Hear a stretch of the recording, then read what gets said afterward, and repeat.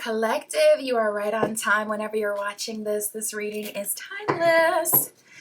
Tapping into our spirit guides, our angels, the universe to see what spirit has for us in this very moment. My Etsy shop is in the description if you'd like to tap into your situation. That is where you can find your girl. Oh my. And let's get into this message today. So right away, I was getting a strong alpha energy. So clear, so masculine. And we have the power card, which I'm actually noticing is half man, half lion. And lion is heavily associated with themes of an alpharic nature, with being an alpha, being a leader, being in control. And it's card number 8 in this deck. So 8 is very synonymous with power. So right away, I was getting the strongest alpha energy. And then throughout the pre-pull, I'm pulling cards, I'm tapping into the energy, getting a vibe of what we're going to talk about today. And I was getting this silent hum. Best way to explain it, the silent hum, the silent power. And I started to hear almost like a fluttering. And then we have the transformation card that came out with, she actually has these faint wings behind her, butterfly energy. And that is exactly what I was hearing, like this. It sounded like the wings of a butterfly flapping away. And that's synonymous with the silent hum, the silent power that I was tapping into. So we've got an alpha over here with this power card, and then we have this sigma energy here that does not need to be a leader, but is a leader in their own right.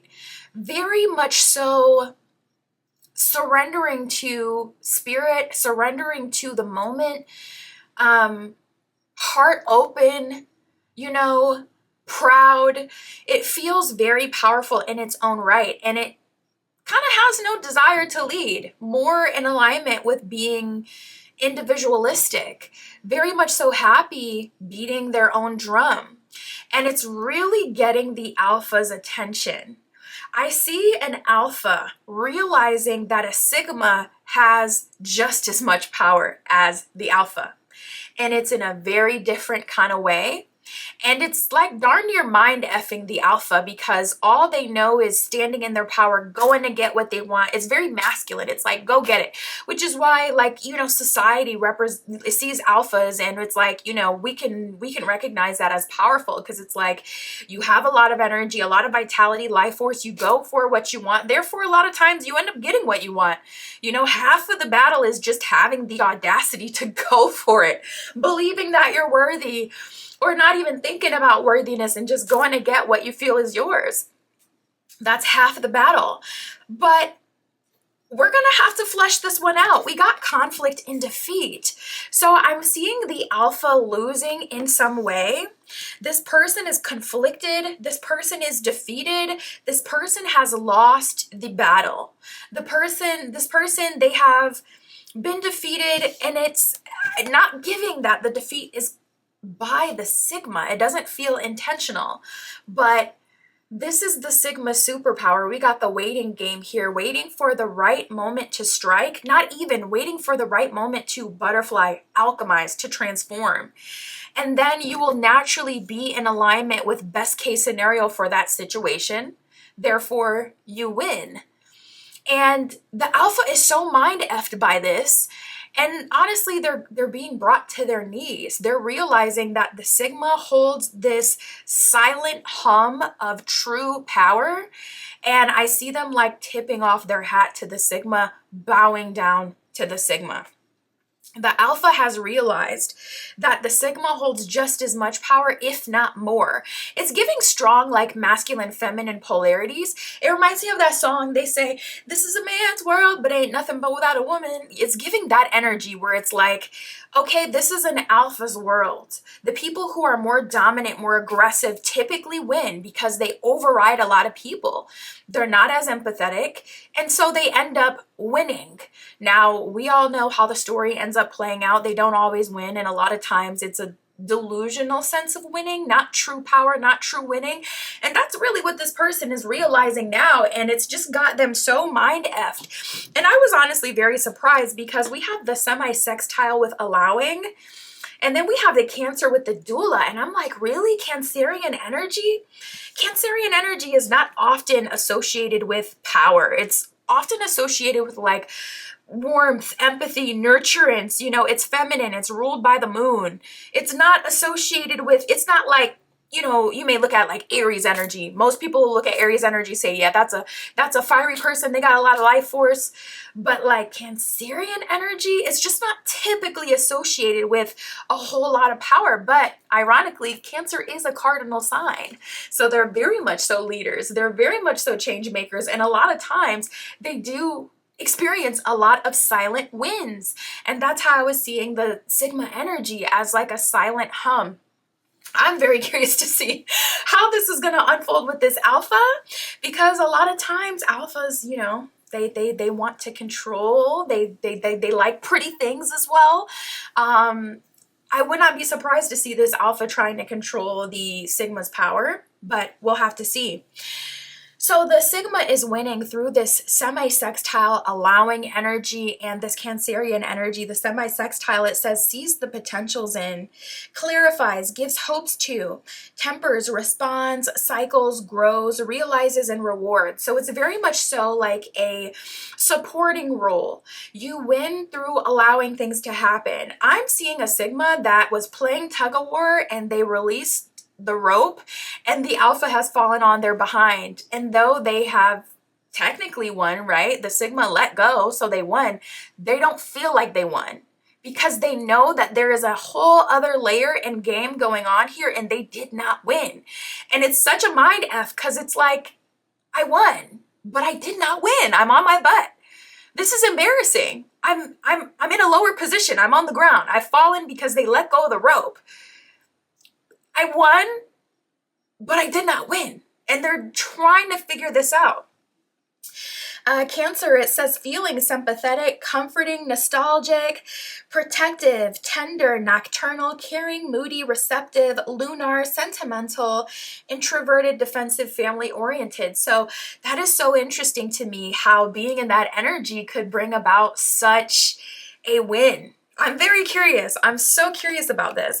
Okay, so we have the Hierophant, the Ace of Cups reversed, and the Four of Swords reversed that have come out from the tarot. So I think the whole thing, like Spirit's whole point is this, is to reveal, first of all, your position is always changing. Sometimes you'll be in the lower position, sometimes you'll be in the main position. So like for an example, I don't know why I'm seeing it this way, but sometimes you'll be the maid of honor, sometimes you'll be the bridesmaid, one day you'll be the bride. You're not always the bride every single day. And is either position less powerful? Not really. They all make up the big picture. You got no bridesmaids. You only got one maid of honor. One maid of honor is going to look empty up there. You need every single person. Every single person plays a role. They make up the big picture. And your position is always shifting. And I think that's really the Sigma's superpower, is that they understand that their position is always shifting. Therefore, they know that they're always in power because they're always playing a position. So automatically they always win just by surrendering to whatever their role is at the time. And the alpha is heavily associated with ego, which, you know, we got the lion symbolism here, which is a lot of times associated with ego. And the alpha, their power comes from being the alpha, and they don't want to be the Sigma, definitely don't want to be the beta. They want to be the alpha at all times, and they kind of set themselves up for failure, always trying to be in the powerful position, because T is a lot of times the powerful position gets the most heat. Think about like political figures or celebrities. They're always under fire. Their life is always under attack. But when you're in a Sigma position, individual, you can be in the background, getting your coins, living your life, you know, closer to the bottom of the pyramid. And it's like, at the bottom of the pyramid, I actually have the most freedom. I have the most space. All eyes aren't on me. People aren't trying to scam me, attack me, say that I'm doing this, revealing BS from the past, doing this and that. My goodness, like being at the top freaking sucks. And I don't need to be there. And that's why you're always in a powerful position, because you let go of the rope. And let's get into this. I'm so curious. Let's get Spirit. How are they taking all this? I'm like, so what? How are they going to process this? So from the tarot, we got the Hierophant reverse, Four of Swords reverse, and the Ace of Cups reverse. That's more of an energy of spirit kind of revealing more depth to the bigger picture and how we all relate to each other and how we're always shifting positions and how the position that you vie for may not even be a good position. You may be getting the most flack. I mean, they be going to jail, they be getting jammed up, they be getting held accountable for everything that happens underneath them. That top position, first of all, you got all eyes on you, looking at you, always trying to get a piece here, a piece there. Oh my goodness. From Spirit's perspective, this is like a big truth bomb, a big revealing moment. Like, yeah, this is the reality. A lot of times, you know, even the beta positions can be much more happier, much more abundant than what we would consider to be the most powerful. So I'm like, I see the lesson, but how is the alpha taking all this, Spirit? Can you show us? They're obviously bowing down to the Sigma, bowing down to the individualist. Yeah, they're stopped in their tracks. We got the Chariot reverse. This person is mind effed. They genuinely feel mad and lied to, because their whole life they've been gassed up to think that being an alpha is the best and always respected and always the winner. And they're realizing that that is not true. And I'm not gonna lie, it feels like it's like really destroying this person. I just saw 1122. They're quite disturbed by this. I would love to see some change personally. I would love to see them alchemize. How are they relating to collective after this truth bomb? How is the alpha alchemizing this? Where do they go from here? What happens from here?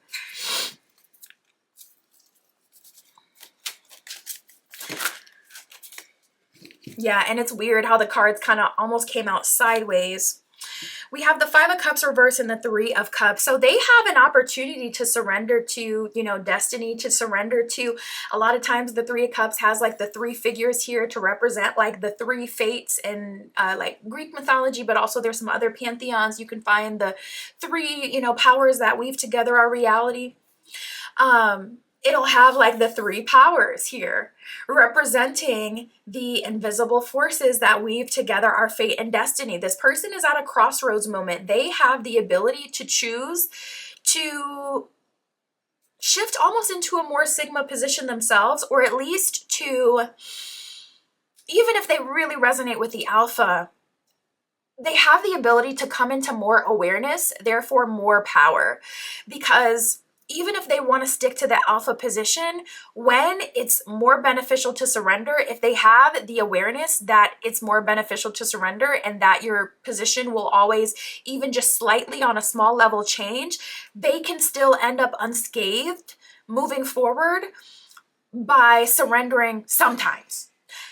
That is what we have an opportunity for. Will they do that? We'll have to see. What I'm getting is they have the opportunity to. Chariot reverse, they have been stopped in their tracks and made aware that they're actually not the most powerful, or not always.